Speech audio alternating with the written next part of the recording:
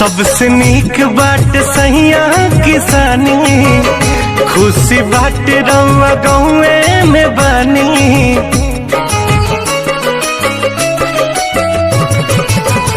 सबसे नीक बाट सहिया किसानी, खुशी बाट रउआ घरवे में बानी।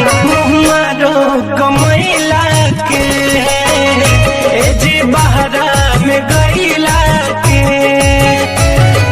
मारो कमैला के अब बहरा में गईला के।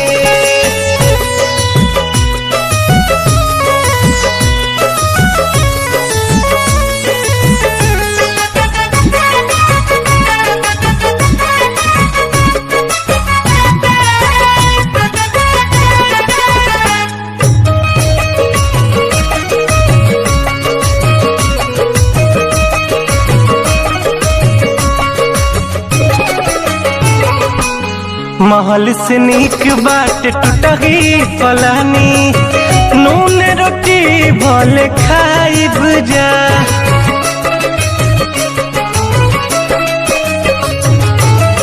अखिया के सोझा रहब राजरहुआ, सवाही जिंदगिया बिताइब जा।